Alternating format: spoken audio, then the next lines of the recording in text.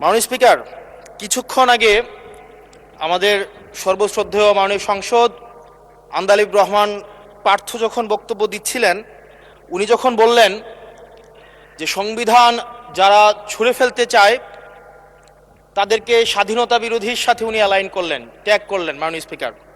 এবং তখন ট্রেজারি বেঞ্চের সম্মানিত মাননীয় মন্ত্রী যারা ছিলেন তারা সেটাকে টেবিল চাপড়িয়ে সেটাকে সমর্থন দিলেন।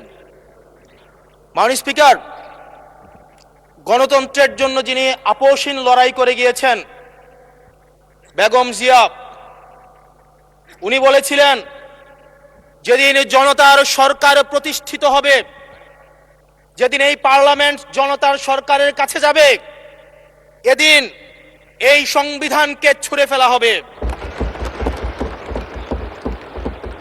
ট্রেজারি বেঞ্চের যে মন্ত্রীরা ছিলেন তারা দীর্ঘদিন, তাদের সারা জীবন তারা বেগম জিয়ার সাথে রাজনীতি করেছেন। এই সংবিধান ছুঁড়ে ফেলার সাথে স্বাধীনতা যুদ্ধাপরাধীর অ্যালাইন করার যেটার হাততালি তারা দিয়েছেন, সেটির মধ্য দিয়ে বেগম জিয়াকে তারা মূলত অপমান করেছেন কিনা তারা সেটা ভেবে দেখবেন। মাননীয় স্পিকার, শিয়া বাটার ও ভিটামিন সমৃদ্ধ লিলি বিউটি সোপ, তারুণ্যময় উজ্জ্বল ত্বকের জন্য।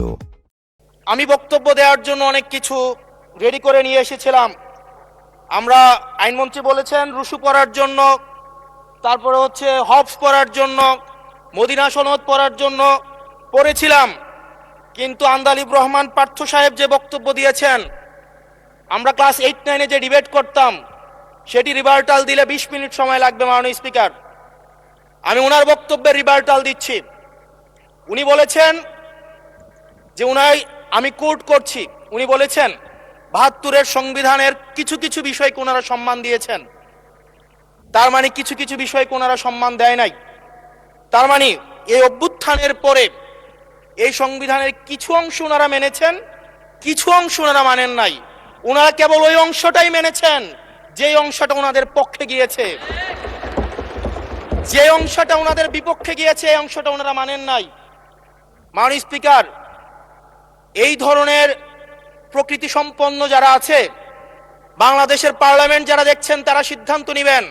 যারা কখনো কখনো কনফর্মিস্ট, যারা কখনো কখনো রিফর্মিস্ট, তারা মূলত অপরচুনিস্ট। এখন আমি সংবিধানের কিছু কিছু ধারা মানব, কিছু কিছু ধারা মানব না। আমি কখনো কখনো সাংবিধানিক, কখনো কখনো আমি অসাংবিধানিক। মাননীয় স্পিকার, যখন ডক্ট্রিন অফ নেসেসিটির প্রশ্ন আসে, মাননীয় স্পিকার, এই এক্সিস্টিং সংবিধান অনুযায়ী যখন 7A এবং 7B বলবৎ থাকে, সেই জায়গা থেকে আইনজ্ঞরা, মাননীয় স্বরাষ্ট্রমন্ত্রী উনি থাকলে ভালো হতো। ডক্ট্রিন অফ নেসেসিটি মাননীয় স্পিকার 48-এর 3 অনুযায়ী রাষ্ট্রপতি সুপ্রিম কোর্টের মাধ্যমে একটা এই 106-এর অ্যাডভাইজরি একটা রুল আছে মাননীয় স্পিকার। এই অ্যাডভাইজরি রুলের মাধ্যমে সংবিধানের ফান্ডামেন্টাল কোনো বিষয় কম্প্রোমাইজ করা যায় না। মাননীয় স্পিকার, যদি আমি এই সংবিধান মানি তাহলে এই অন্তর্বর্তীকালীন সরকারের বৈধতা প্রশ্নবিদ্ধ হয়। মাননীয় স্পিকার, মাননীয় স্পিকার, যদি এই সংবিধানকে আমি ধারণ করতে চাই, মেনে চলতে চাই, সেদিন 64 বিধি অনুযায়ী অ্যাটর্নি জেনারেল নিয়োগ দেওয়া হয়েছিল 6 আগস্ট। মাননীয় স্পিকার, এই সংসদে প্রশ্ন রাখতে চাই, তৎকালীন বর্তমান রাষ্ট্রপতি চুপ্পু, তখন বলা হয়েছে অ্যাটর্নি জেনারেল নিয়োগ দেওয়ার ক্ষেত্রে প্রধানমন্ত্রীর সাথে আলোচনা করতে হবে। সেদিন কোন প্রধানমন্ত্রীর সাথে আলোচনা করা হয়েছিল সেটা আমাদেরকে অ্যাটর্নি জেনারেল জানাবেন। আমাদেরকে অ্যাটর্নি জেনারেল জানাবেন যেই হিয়ারিংটা হয়েছিল এই হিয়ারিং এ উনি উপস্থিত ছিলেন কিনা।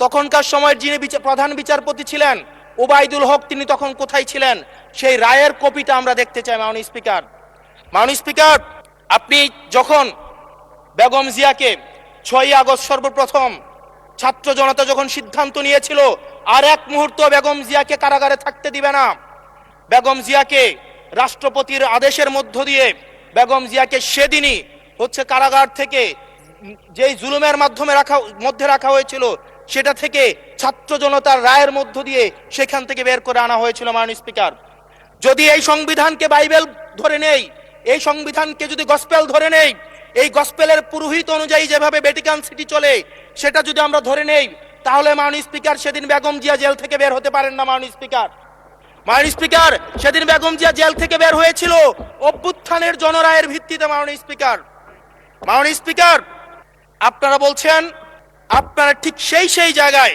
আপনারা সংবিধানকে আপনারা মানছেন, যেই জায়গায় সংবিধান থেকে আপনারা বেনিফিটেড হবেন।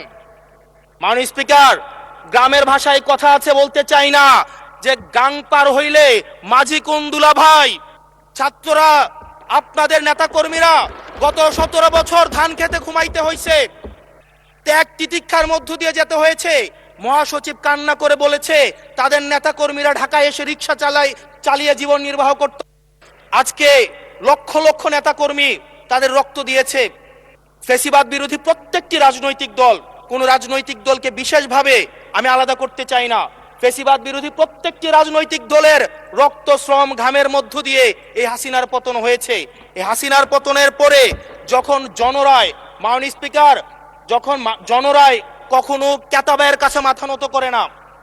এটা ভ্যাটিকান সিটি নয় যে গসপেল অনুযায়ী হচ্ছে দেশ পরিচালিত হবে। 68% জনগণ তারা সিদ্ধান্ত জানিয়ে দিয়েছে এই সংবিধানের যেই বেসিক স্ট্রাকচারাল জায়গায় কোন জায়গাগুলোতে রিফরমেশন আনতে হবে। মাননীয় স্পিকার, শিয়া বাটার ও ভিটামিন ই সমৃদ্ধ লিলি বিউটি সোপ, তারুণ্যময় উজ্জ্বল ত্বকের জন্য।